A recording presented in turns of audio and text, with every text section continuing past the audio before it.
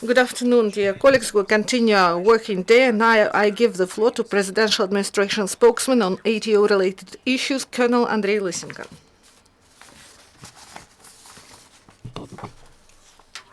Good afternoon, dear colleagues, and now the information on the ATO area during the last 24 hours. Yesterday, the situation in the east of Ukraine deteriorated. The intensity of enemy shelling increased in the Donetsk and Mariupol area. The enemy delivers sporadic fire of mortars and also used a tank. ATO forces returned fire in most serious instances of violations. And now, more information. Lugansk area ceasefire continues.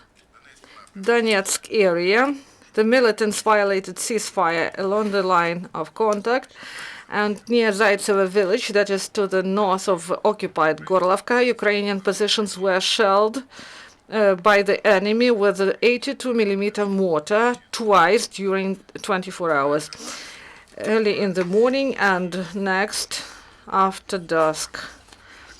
And the militants delivered powerful mortar shelling near Troitsky, that is in the southwest of Gorlovka. During 30 minutes, the enemy fired 20 mines of 82mm caliber. Near Donetsk airport, we observe tension. Enemy snipers were active, and they delivered 7 firing in the area of Donetsk airport. And in Pisky region, our positions were fired by the enemy. In Mariupol area, the hottest areas were Mariinka and Krasnogorovka. In Krasnogorovka, the enemy delivered mortar fire. The militants fired at ATO positions after dark with anti-aircraft weapon grenade launchers and large caliber guns.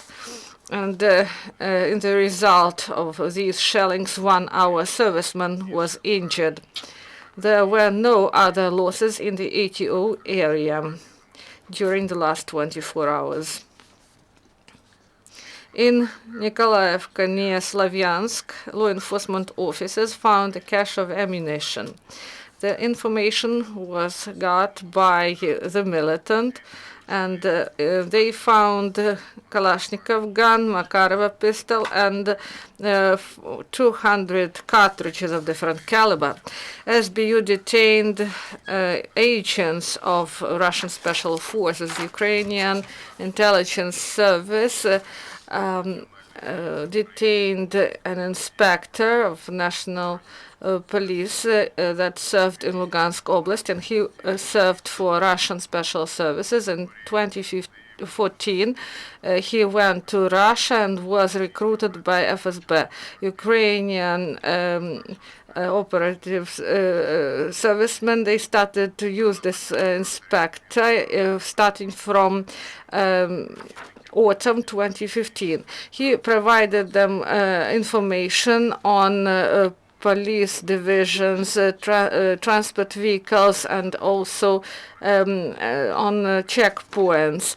And SBU confiscated documents that prove the collaboration of this inspector with FSB.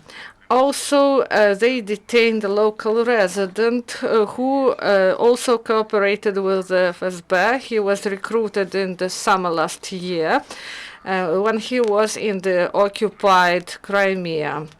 And there he committed offenses, and it was used by Russian services.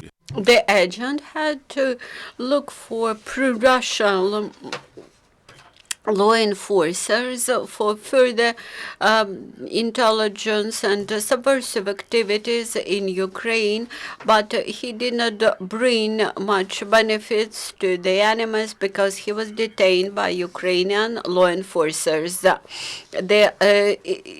exercises of Ukrainian troops continues. The Ukrainian airborne brigades continues as advanced trainings under conditions of heavy snowfalls and repeals of offense at the base camp, detention of reconnaissance groups and delivery of medical aid in so-called red zones. Yesterday, the special training course for the staff officers in the demining area was started in Kamianets-Podilsky. These are led in line with the NATO standards and under the curation of demining center, NATO demining center in Madrid.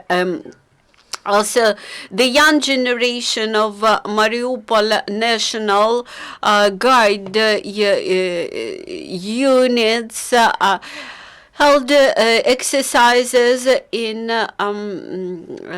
shooting. They familiarized themselves with the equipment and also trained in leading fire. Since there are no further questions, we finish this very